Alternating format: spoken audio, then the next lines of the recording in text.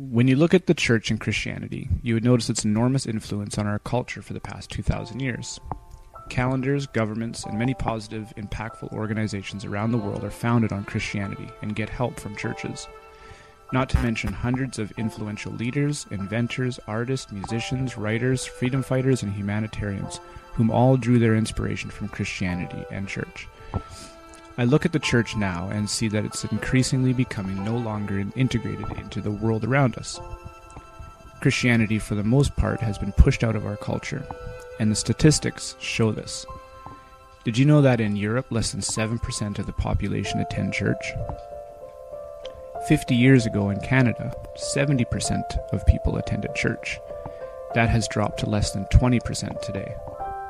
Furthermore, in Canada, 20% say they would never attend any church functions at all.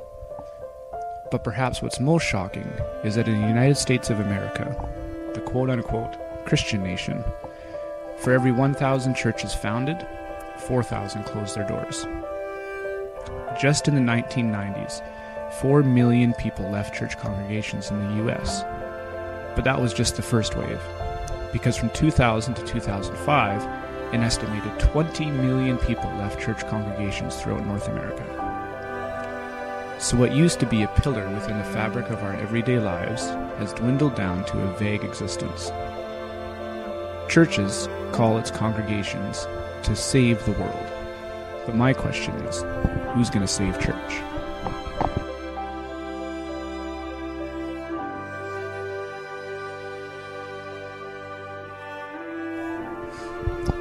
There is a common saying, you are the summation of your own thoughts. So you can't say that you are someone who thinks outside the box when you never take in the opinions, criticism, or thoughts of others, because you are the summation of your own thoughts. When I set out to examine the answers to the rapid decline in church attendance, I tried to find diverse opinions. Their ages range from young teens to retirees, from everyday workers to managers, Christians and atheists. 2 interviewees wished to have their identities disclosed. One, a business owner whom feared judgment from his Christian patrons, and 2, a school teacher whom feared the judgment from her own government. When you think about church attendance dropping, the first thing that may come to mind is that maybe people are unbelievers.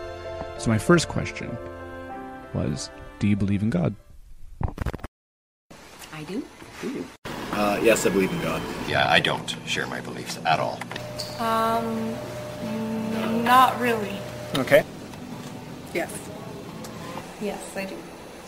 Sure I do. Yes. I believe in God. The logical sense to me in my journey said there is a God. Definitely. Yes. Okay. Yeah. Yep. Yeah. Definitely. No, I don't. You don't? Okay. That coincides with the statistic that 88% of the world's population believes in God. 40% of those claim Christianity as their religion. But the numbers still don't match. I thought that part of being a Christian was to attend church. So why the decline in the involvement? But it's not only Christians who are not attending. What's keeping all those believers of God out of churches? It's a big subject, but I don't think that, parents aren't at home to teach that anymore. Both parents are out working, whatever, and it's not a priority anymore. Other things are such a priority that it's not taught in the home. In busy lifestyles, if you have young children at home, you're dragging them maybe tournaments on the weekend and whatnot, as we did for 10 years. I think it's certainly outdated. I think you could not modernize it a bit, because that just sounds like you're trying to make it more commercial, but you could try and make it fit more to everybody, not just how it's been depicted for the last 100 or so years. All the procedures, doing a mass or performing in church is outdated, yeah. For one, there's a lot of misconceptions about what church is. I think this generation have never gone, and so it's kind of a scary thing to think to go to this place. In fact, I had people in my daycare once that said they actually wanted to go to church and got to the parking lot and went home. Oh. It was just too scary. They didn't know what to expect, and it was too hard to do it. So I think if you haven't grown up with it and you don't really know what it is, it's hard to go. Not really made interesting to catch the teens. You know, they're in there having a nap. Yeah, yeah. Yeah, whenever I went to church, I just fell asleep. I think a lot of it has to do with, like, pretension and, I don't know, like, people who are hypocritical and, like, people outside of the church seem to, I guess, judge Christians pretty harshly and, kind of is a turn-off, I think, to people who don't go to church because I don't think they really understand that people who are Christians are still, I mean, we're still human, we still make mistakes, and we're hypocritical. Yeah. You know, as a church, we are not really much different than Israel during Jesus' day. The Jews were. You know, we've become stabilized in our thinking, stabilized in what we think is right and wrong, and we haven't got much room for God to step in and move. And I think we need to open those doors again. I think that it's, again, a very individual thing, and takes a group of people inspired by God to step up and do the work that needs to be done. There's just a lot of doubt, and there's pressures on time, and it's just not a priority, and that's the honest answer for me. Yeah, no. A lot of conflict in our world, back in history, currently, can be tied to some form of religious strife, and that's not all Christianity or the Muslim faith or whatever, but there's a lot of strife tied to religious conflict, and I think that weighs on my mind. And if it causes strife, then why should I participate in that kind of collaboration or fellowship or whatever? For sure. Because they don't like to go to church because they don't want to pray in front of everyone. And rules. I believe that people feel that God is a very personal experience, and all the rules that a lot of churches seem to abide by seem to limit what people can or can't believe and do. Or like, because sometimes I look at the church and I look at Jesus and go, how did that become this? What happened, right? You know, that I didn't grow up in the church, but a lot of people my age that did still have a hard time with church because they were like, well, what are you doing? Jesus might come today. Like, it was all, kept them scared and don't be doing anything wrong. And that certainly wasn't how Jesus was, right? So I think there's been quite a shift from going, you know, he actually loves us no matter what we do. We don't really have to be afraid like that, but just learn to love him more. So I think there's more shift to go yet, though. I think we still are a bit, you know, performance-based, and you know, we know that God loves us no matter what we do, but yet we don't always act like that. We still act like, oh, you better pull up your socks, right? The business that I went to deal with, and I noticed they had a bunch of different logos that had to do with the profession that they were in, and among those logos was the Christian fish in their advertisement on the front of a publication. And I wanted to tell them when I went to them that I thought that was kind of a vulgar thing, that I thought, you know, I didn't think Jesus would want to help you with your business. You know, sorry, I just didn't think it was right. And to have that on there made it so blatant that I'm part of your club. So it seems like the people attending the church is a major contributor to its decline. So just what is a Christian? By definition, it's an individual who professes a belief in Jesus as Christ, or following the religion based on the life and teachings of Jesus. So I thought I'd explore a bit into what Jesus taught. In Matthew 22:34, an expert in law and religion tested Jesus with this question. He said, "Teacher, what is the greatest commandment?" And Jesus replied, "Love the Lord your God with all your heart, soul, and mind. This is the first and greatest commandment. And the second, which is equally important, is love your neighbor as yourself. All the laws and prophets hang on these two commandments." So I asked our interviewees the question, generally speaking, and without being too judgmental, do they believe that Christians resemble this greatest commandment set forth by Jesus Christ? General? Not always. No. I mean, there's hypocrites in every religion, right? I've met some amazing people that don't believe in God. But I believe that all good comes from God. And but yeah, most of us try very hard. But you know, everybody struggles in their beliefs, and there are times when people fail, and there are times when they really are able to be that light. No. Any? One organization that we tried joining,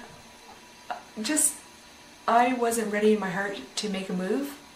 to where my husband was potentially getting a job at, and I felt I was being ostracized by some of the church members for not supporting my husband at the time. No, because I fucking dated a Christian. Their family was fucking dicks to me because I wasn't a Christian. They just thought they were better than me, no matter what. Nope. I don't. I mean, I think it's definitely like a big issue in the church where, you know, as Christians, we do need to show people love before we necessarily like slam our views down people's throats. And you know, I think that like love covers a multitude of evil, right? And you know, I think until we get that right, we're kind of just like spinning our wheels. So yes and no. They have the right to believe in what they believe, and you know, as long as they're not pushing it on me, cool. Christians come to know God. They are so strong in what they believe that they become quite critical of others who don't believe the way they do. And suddenly they become, you know, rule makers almost. And it makes it hard for anyone else to feel comfortable around them. Or like have their own opinion. They don't want people to think Do you want that to they're choose different or seats? something. From Europe. In Europe you could call it still pomp and circumstances. You know, it's so much gold and glitter and things involved. That's not up to date anymore, you know. Asking for money for the poor and seeing the Pope traveling around in pomp and whatever doesn't fit together. When I hear people complaining about the church, it actually really bothers me because I feel like they're complaining about me because I feel like, well, I am the church. Like people say, well, why doesn't the church do this or that? And I say to them, well, you are the church, go do it, right? Like, who is it that everybody's waiting for to go do something, right? I think, well, we have to turn around and say, I am the church. What am I going to do? You know, Christians are, it's like, okay, that behavior is not acceptable. And So behavior in, do you think like, what would be more of a disturbing behavior? Like would a Christian having a beer or saying a swear word, is that the kind of behavior that is unacceptable as a Christian? No, it's the lying, the cheating, the stealing, the... I know a lot of Christians. I have a lot of good friends that are Christians, and the ones that I've made friends with are people who I think walk the walk. Even though I'm an atheist, I really respect that they're what I see as a good Christian. And do you find that what makes a good Christian would be someone who accepts you as an atheist as well as you accepting them as a Christian? That's part of it. Absolutely part of it. It's also someone who isn't out running around sort of exploiting everyone in the planet around them and then going to a church on Sunday and saying, now I'm a good person. Back to that passage, love the Lord your God with all our heart, soul, and mind. I believe if every single person truly loved the Lord their God with all their heart, soul, and mind, they would naturally be loving their neighbor as themselves. And they would do so in a very profound way. And I think that if we can begin to refocus, and you know, it's difficult to tell a whole congregation or a group of people how to love the Lord your God because it's a very personal thing. But if we can encourage them to seek that, and if they truly can do that, I believe the church would rise real quickly again. Religion is still a sensitive topic, and that makes me feel uneasy. I'd rather talk about more neutral things with customers or my colleagues or associates. And I'll say rarely do I get involved in a religious conversation with my friends, or it's an uneasy topic for me personally, and I can see why maybe other people feel uneasy when someone you're talking to makes a lot of references to their faith.